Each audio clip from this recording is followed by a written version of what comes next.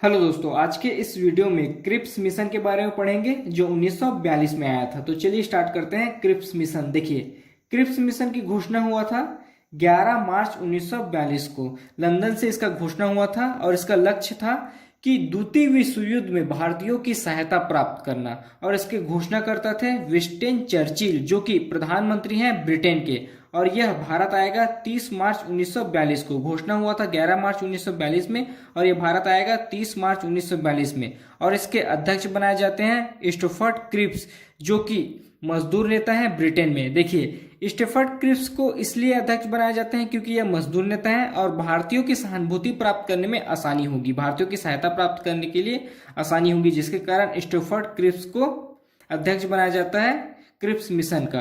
और जिस समय क्रिप्स मिशन भारत आया था उस समय भारत के वायसराय थे लॉर्ड लिनलिथगो। फिर देखते हैं क्रिप्स मिशन भारत लाने का कारण क्या था। देखिए, अंग्रेजों के द्वारा लाया गया था अगस्त प्रस्ताव, जो कि असफल था। उसके बाद क्या हुआ था कि द्वितीय विश्व युद्ध में जापान रंगून तक अधिकार कर लिया था और ब्रिटेन पर दबाव बन रहा था, क्योंकि रंगून के बाद जापान का नेक्स्ट टारगेट था, नेक्स्ट पड़ाव था भारत, और भारत ब्रिटेन का सबसे बड़ा उपनिवेश था।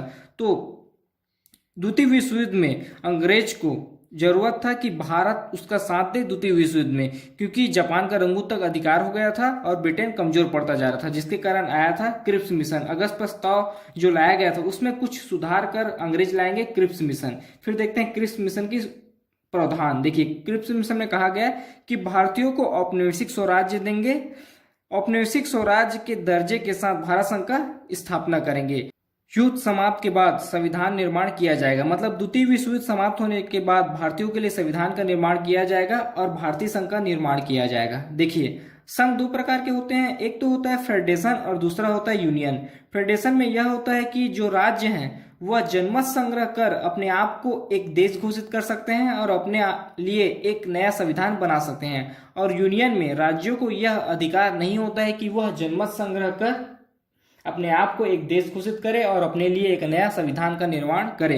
तो यहाँ पर अंग्रेजों के द्वारा कहा गया कि भारतीय संघ का निर्माण किया जाएगा, मतलब भारत के राज्यों को यह अधिकार होगा कि भारतीयों के द्वारा जो बनाया गया संविधान है वह किसी राज्य को पसंद नहीं आता है तो वह अपने लिए एक नया संविधान का निर्माण कर सकता है। उसके बाद देखते हैं क्रिप्स मिशन की प्रतिक्रिया क्या थी, क्या प्रतिक्रिया किया गया क्रिप्स मिशन के ऊपर। देखिए, गांधी जी के द्वारा कहा गया कि यह पोस्ट डेटेड चेक है, मतलब कि आगे की तिथि का चेक है। उसके बाद जवाहरलाल नेहरू के द्वारा कहा गया कि आगे की तिथि का चेक है जिसका बैंक बंद होने वाला है। जवाहरलाल नेहरू के द्वारा कहा गया कि यह आगे की तिथि का चेक है जिसका बैंक बंद होने वाला है।